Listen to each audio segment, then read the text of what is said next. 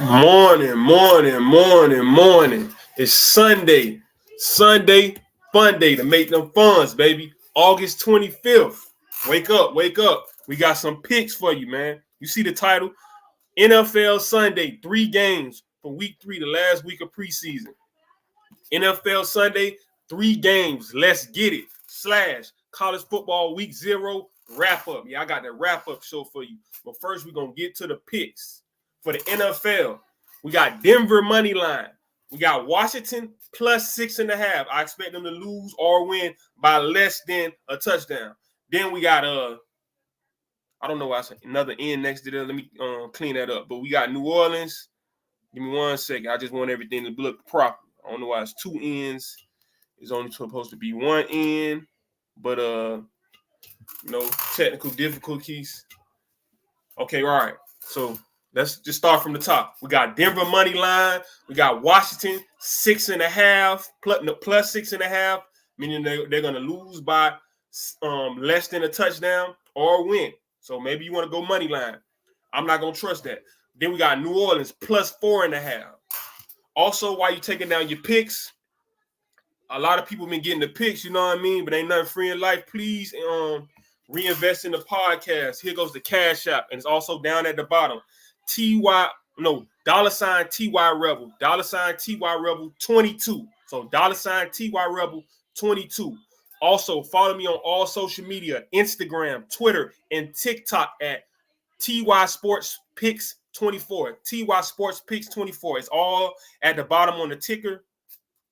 I'm trying to get my hands right. So you see down there at the bottom, you got the Cash App, $TY Rebel 22. And then the Instagram, TikTok, and Twitter is at TY Sports Picks 24. We had a great day yesterday. Me and my homie Jay, we pretty much agreed on most of the picks. So I ain't got really much to say to him about that. But he'll be back on next week, hopefully, for the official start of college football. And then the week after that, I definitely know he'll be back for the NFL because he's more of an NFL guy. He kind of left the college behind, but, I stick to the roots of it. Also, WNBA, it's getting closer and closer to playoff time. So we got the Chicago Sky plus 9.5. Go Angel Reese. And speaking of Angel Reese, in WNBA news, it's been a back and forth, really, with Cheryl Swoops, the WNBA legend from the LA Sparks back in the day. She was used to be with Kobe and Shaq out there in LA, putting up championships on the women's side while they were doing it for the men. She has her own podcast, and Stephen A. Smith got beside himself, or maybe he was right. Tell me what you think. He said that she was wrong for not mentioning Caitlin Clark on her podcast, and she said, and I don't want to do the he say, she say, so you go look it up for yourself. I'm just reporting the news as I went to school to do as a journalist. Basically, Cheryl Swoops, in so many words, was saying, one, it's her podcast, and you talk about whatever you want to talk about on yours, Stephen A. And she basically said he was a coward for going out his way to defend this woman. And, it's always been a little racial undertones. We don't do that here. We got love for the blacks, the Hispanics, the whites, especially if you donate in Cash App. We got love for you. So let me pull the Cash App back up one more time. I definitely got love for you. And also for the women, speaking of WNBA, if you're beautiful, DM me. We might could do something. If you're ugly, I'm going to press charges. You know what I'm saying? But I will accept your Cash Apps. You know what I mean? I'm going to block you and I'm going to press charges. But all jokes aside, WNBA is getting closer to playoff time. A few teams clinched playoff position last night. So it's getting very serious. It was a great game. The Indiana Fever and Caitlin Clark actually fell short. But, it's very good to see the competitive nature of the women going on. And basketball is a growing sport. We saw it with the Olympics, to the point where football people are trying to get involved in the Olympics. They're talking about Colin Kaepernick and different guys.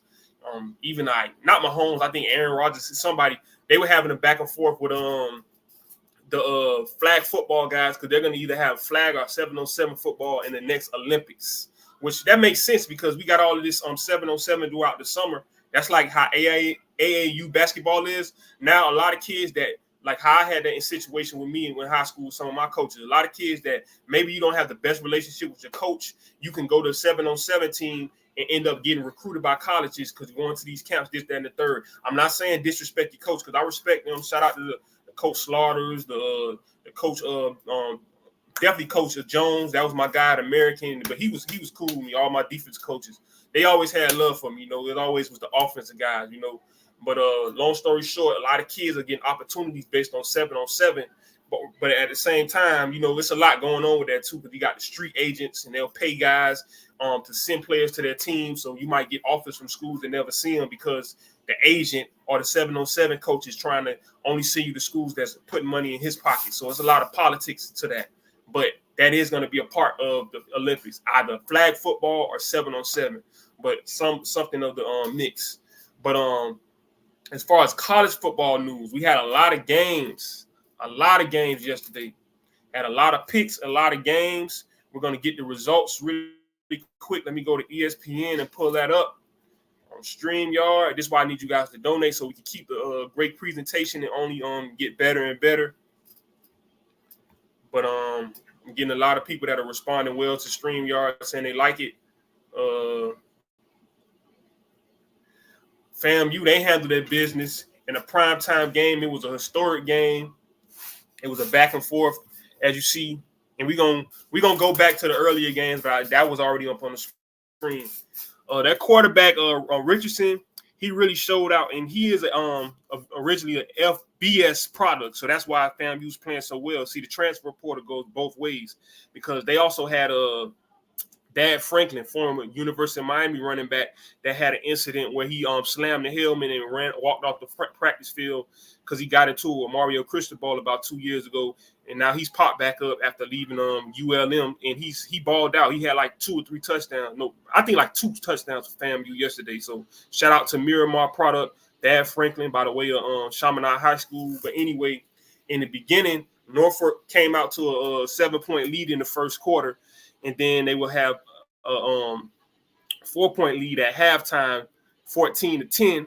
FAMU would strike back, Rattler strike, putting up 14 points in the third quarter, and then they would hold off Norfolk, holding them to basically just field goals in the third quarter. And then Norfolk did score, but they got the extra point blocked, and I guess they didn't have any faith in the offensive line at that point, because you would have thought they would have went for it again after the penalty, because it was an offsides penalty. And what Norfolk decided to do was go for 2, and they went on a read option. But it's some very athletic defenders on FAMU's defense, so they swallowed up the quarterback, and that was the end of it. The late night game, they used to have Pac-12 at night. Pac-12 at midnight. There's no more Pac-12. There's a Pac-2, Washington State and Oregon State. But soon to be joining them probably is Hawaii, because Hawaii played at 11:59, 12 o'clock against Delaware State, and they put a shellacking on them. They scored 14 in the first quarter. Then after having a 14-7 halftime lead, they would put up 21 points in the second half to finish 35-14. Hawaii's quarterback threw for 203 yards and 2 touchdowns. Their lead running back, also had 58 yards on 10 carries. And now to some of the earlier games. A lot of people, felt a certain way. Well, you know what?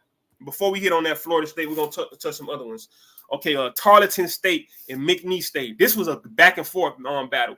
Tarleton came out 16-7 in the first quarter. Then it was 26-7 at halftime, but it was not over. McNeese was scoring third quarter field goal to put up 10. So now it would be a 16-point lead for Tarleton. But McNeese State would actually score 13 points in the final quarter to bring it within 3. But unfortunately, they were not able to come away with the win. But way to go, McNeese. You got to keep on fighting. Their quarterback, McDowell, threw for 245 yards and 2 touchdowns, but he did have 1 costly pick. But Tarleton did a lot on the ground, and that's why they were able to just run the clock out and not even score in the second half, because they weren't worrying about scoring points. Their running back, Brenton, he had 25 carries for 164 yards.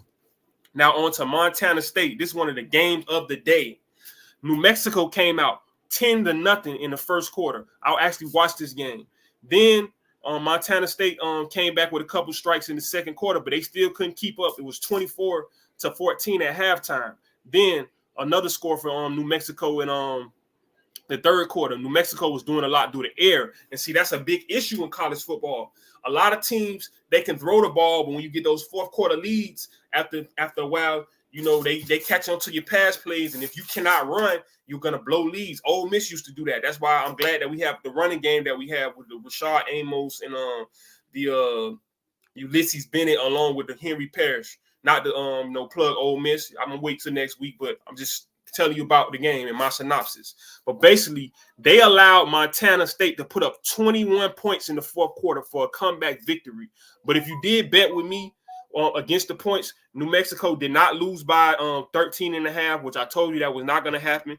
Montana State did win, but they actually were supposed to lose that game. So shame on New Mexico coaching staff. You should have came up with a way to maybe some screens to slow down that pass rush. Maybe some different passes. And I'm seeing that, and we're going to get to that with Florida State. A lot of coaches, if they have superior talent, they're shooting their load. They're not scheming things up. I think they need to take the NFL model. Always try to outcoach the opponent, even if you have better talent. Because a lot of, with this transfer portal thing, a lot of these teams that are talented may not have players that have played with each other for a long amount of time versus some of these lesser talented teams may have more of a team effort and more communication thing going on and chemistry because they've been playing with the same guys 2 or 3 years, you know, so that chemistry can raise those 3 stars to play like 4s or those 2 stars to play like 3s, and they can beat you. You know, hard work beat talent when talent doesn't work hard. But on to North Alabama. North Alabama actually was in a lead against Southeast Missouri State in the first quarter, 8-7 after going for 2. Then it was 15-13 at halftime, but that would be it. Southeast Missouri would put up 8 in the third quarter, and then they would run away with 16 points in the second quarter. In the fourth quarter. I'm sorry. So basically, in the second half, they would put up 24 points, and it would be because they stopped trying to play North Alabama's game. North Alabama was going through the air. And they didn't just air it out too much because they only had 104 and 2 interceptions, but most of that was the first half. Once Southeast Missouri State realized that they couldn't really stop their running game, they just gassed them. So this running game is very important. I hear a lot of people saying, oh, running backs don't matter. Maybe not one running back. And even that's kind of over-exaggerated because a lot of people are running out of these shotguns because the quarterbacks and the centers aren't as good as they used to be with the quarterback-center exchange. And that's actually something that worked for the Pittsburgh Steelers yesterday. We're going to get to that. Remember, I suggested that the other day with all the fumbling. There still was a little bit of fumbling, but the quarterbacks were able to escape and get passes out because they ran the shotgun. So it seems like every time I say something, the teams are doing it. I don't know if they got some spies in the chat, some people looking at my YouTube, but I'm not complaining. Just give me my credit, you know. Maybe you need to put me on staff. But yeah, that was a great adjustment. You know, if you can't do it under center, go do the shotgun. So now let's get to the Florida State game. The one that embarrassed me, embarrassed you if you're from the state of Florida. We all ashamed, but it's part of the game. Let's get to the Florida State Seminoles. They flew all the way to Ireland to lose to Georgia Tech. They had a kicker from Ireland, that's very suspicious. I don't know what that's about. You know, that's very suspicious that their kickers from Ireland and they go to Ireland and they win on a kick, even though I think that was a different kick. I don't know if he was the punter or what, but that was a different kicker that kicked the game winner, I believe.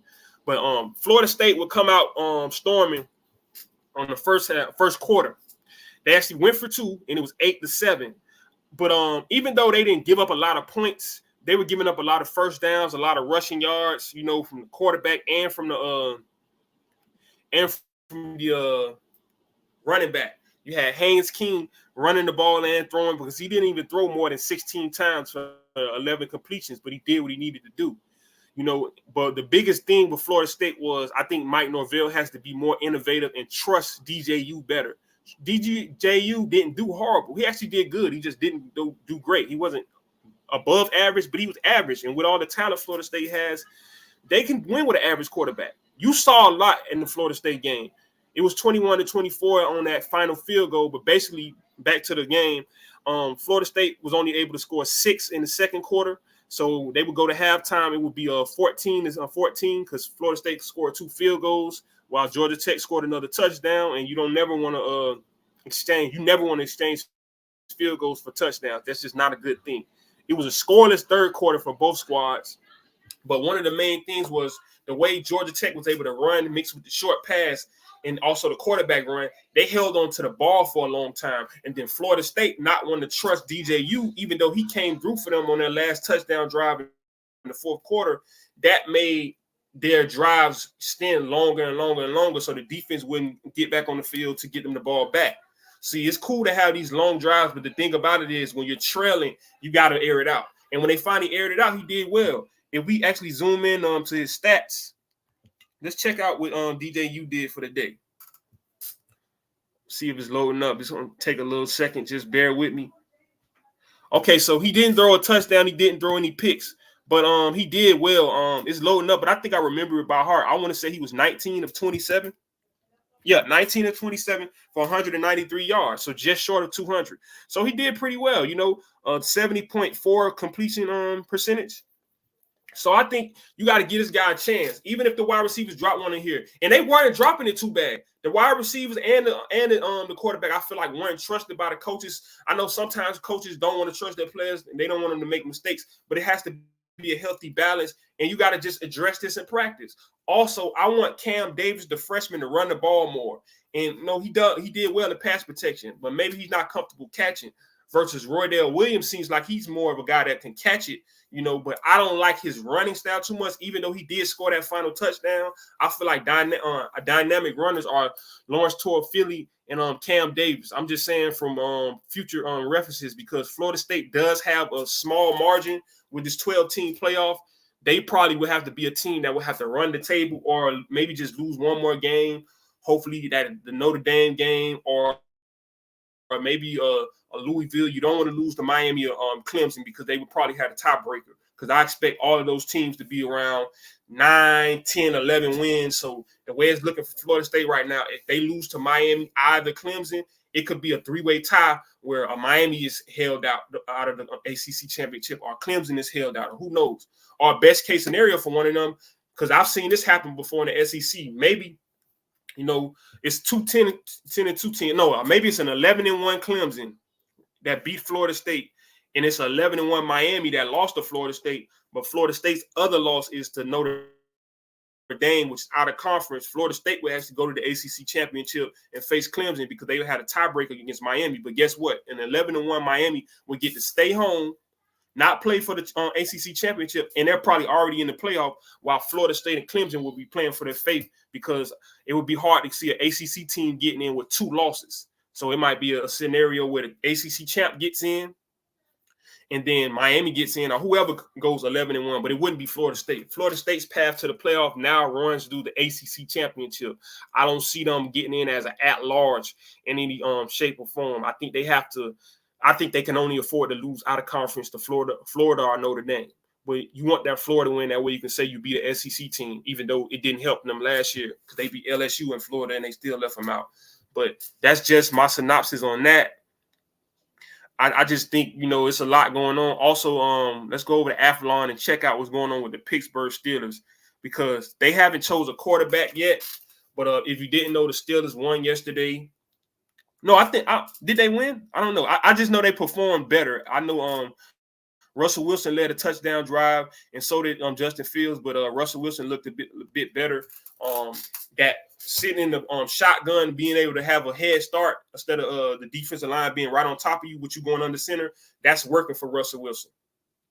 As far as Justin Fields, he fumbled a snap again. But, hey, it is what it is. I'm letting Athlon load up while I'm trying to check out Pittsburgh just to make sure. As a matter of fact, I use my phone. That way we just be on Athlon. We don't have to have too many tabs open. I'm doing this live. Sorry, you guys. But let me pull up the story about Pittsburgh while I'm looking that up. Pittsburgh. Okay, so here we go. AFC North. So basically, it's just a little write-up about Tomlin. Is he losing his touch? Talking about the decision as far as what's coming up, because Mike Tomlin said he doesn't want to make a public decision on the quarterback. They still got 3 practices this week. because this week is a bye week, so there's no more NFL football this coming up next weekend after Sunday's games. So this next weekend, Saturday, Sunday, and Monday will all be college football, and then that following Thursday, so a week from this Thursday coming up, is going to be NFL. So you'll have NFL on Thursday, Friday, and then Sunday and Monday. So Mike Tomlin got about a week to choose the quarterback. Okay, so now we got a lot of different stories. You see, they got the notebook. Steelers finished preseason winless, so they did lose the game. I'm sorry, I was wrong about that.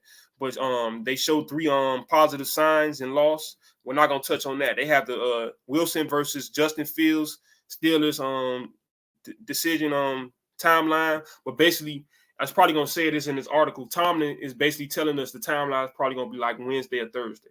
So it's cool. Tomlin's greatness being questioned. So I guess they've known him for being cool and being calm under pressure, kind of like Matty Ice, but the coaching version. Remember they used to call Matt Ryan Matty Ice? I guess they feel like, Tomlin is a cool guy too. I kind of agree with that. But basically, if you read, it says Pittsburgh coach Mike Tomlin enters season 17 with the Steelers, but is his lack of recent playoff success cause for concern?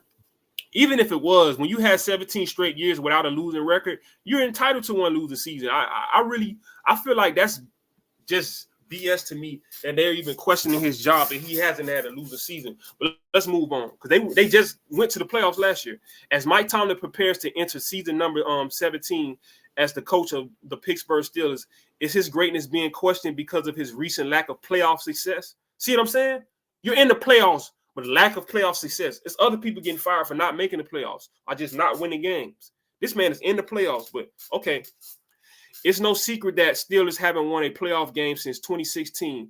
That season, they made it all the way to the AFC Championship game where they lost to Tom Brady and the New England Patriots. I remember that game. That's the last time you really saw the killer bees on Le'Veon Bell, Ben Roethlisberger, and Antonio Brown. Okay, so it goes on to say the NFL Network's Kyle Brandt has called Tomlin's greatness into question. So another Paul Feinbaum type of guy. Shout out to Paul Feinbaum. They stealing your style, Kyle Brandt. Okay, so greatness into question due to the team's lack of playoff success since, and is adamant that Tomlin cannot end the season without a postseason win. So Kyle Brandt feels like if Tomlin doesn't win a playoff game, not go to the playoff, he has to win a playoff game or else. So, okay. That's okay. I guess you're entitled to your opinion, Cal. Okay, he doesn't win the playoff. Okay, he doesn't win in the playoffs.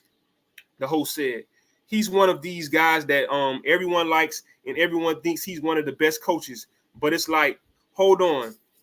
If he's one of the best coaches, how come he never wins playoff games? Well, for one thing, it used to be only 12 teams, and now only 14 teams out of 32 even make it to the playoffs. So you're better than more than half of the league. So you say one of these guys, what you mean? One of the better 12 or the better 14 coaches? Because you got to make it to the playoffs. But okay, let's move on. Then he's quoted as saying, I know we like him and he's cool and everything, but I think he has to this year. Oh, okay, I think he has to this year. Yeah, trouble with my eyes, I need some glasses. Okay, I think Tomlin has to coach his butt off. Another without a playoff win, and it's like, I thought we were the Pittsburgh Steelers. Okay, Kyle, are you still a fan? What do you mean we? Desperate for playoff success, the Steelers revamped their quarterback room and brought in a offensive coordinator to get the ball rolling. With the regular season opener on the horizon, the quarterback carousel is still spinning. Well, hopefully that carousel will be over with on Wednesday, I'm predicting. But I predict Russell Wilson because he played better from what I saw in the game. Okay, the Steelers have one of the toughest schedules in the league, backloaded with all of their AFC North division games. So it is imperative that Pittsburgh gets off to a hot start if they want to make some noise in the playoffs or even get there for that matter, because anything short of that will keep the critics howling. Okay, the critics are always going to howl to the moon. Woo, yeah, going to howl. Don't nobody care, because it's just like the Lamar Jackson thing. And it's like, what's crazy?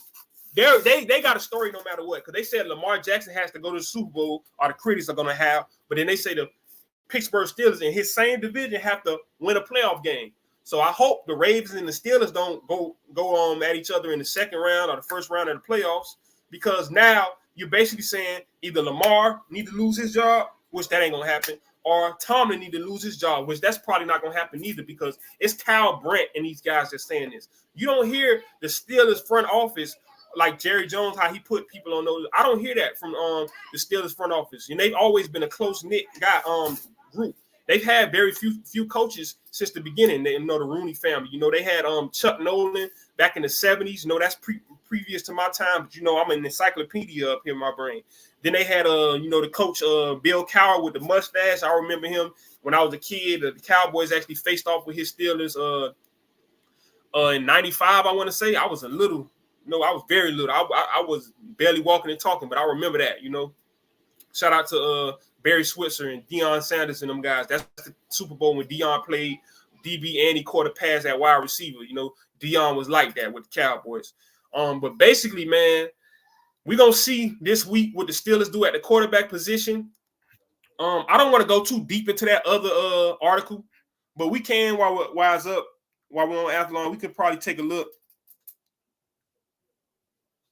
It says, your browser has lost connection to the screen share audio. Okay, I don't need the audio. That's fine, because we're just reading articles. Yep. But let's just check out what they're talking about. See if they speak on anything that happened in yesterday's game, because Russell Wilson only went 2 for 2, but he led the drive well. I know that might sound crazy, like 2 for 2. Okay, so following a 24-17 loss to the Detroit Lions. So yeah, because they were doing okay when Russell was in there. Okay, a game that the Steelers led 14-0 in the first quarter. I know, because I didn't watch the whole thing because I wasn't that interested. I was more locked in the college football. So let's just read about Russ. Okay, quarterback Russell Wilson was in the game for the opening drive, leading the team 60 yards and 5 plays for a touchdown. 2 big chunk plays made it happen. Okay. A 31-yard strike on the boundary from Wilson to wide receiver George Pickens put the Steelers at the Lions' 29-yard line. I saw that. Great catch and throw. Okay, following a 2-yard loss on the next play, running back Cordero Patterson rumbled for 31 yards into the end zone for the touchdown. I saw all that. Okay, now some of the Justin Fields stuff I did see and some I didn't. Okay, so following a turnover on Detroit's first drive, quarterback Justin Fields took over and led the Steelers 35 yards in 6 plays for another touchdown and a 14-0 lead.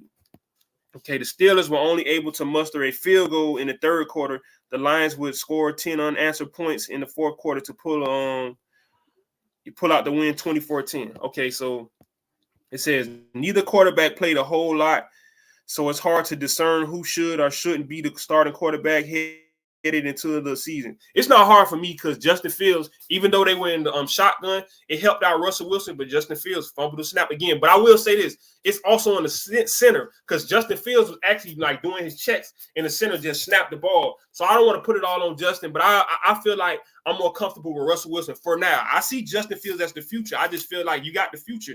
You should be developing and getting everything down packed with the offensive line, with the wide receivers, because this is Justin Fields' team. It's just this is Russell's team for now, So basically, that's pretty much what the article was talking about. It says, quote, we'll make a decision at the end of our work week. So, yeah, that's Mike Tomlin talking. I already know. So that's basically what I was telling you. Said Tomlin.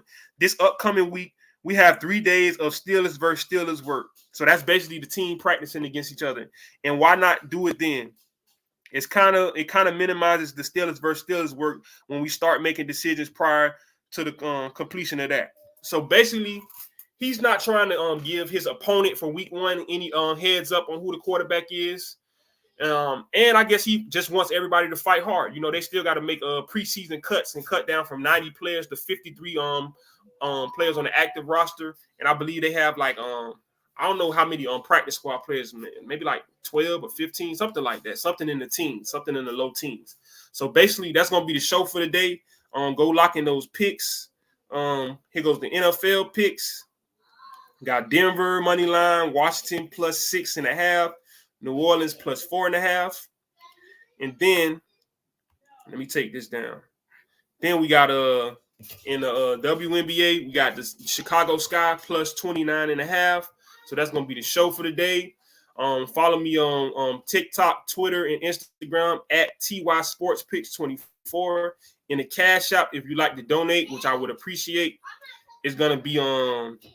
Let me pull it up. It's going to be. It's at the bottom also, but it's TY.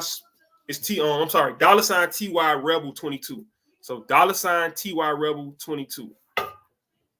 So it's not showing on the screen. Okay, there it goes. So you can scan that, or you can just type it in on your Cash App. I appreciate the donations. I hope I'm winning you a lot of money. It's going to be $ TY Rebel 22. And we're going to get up out of here.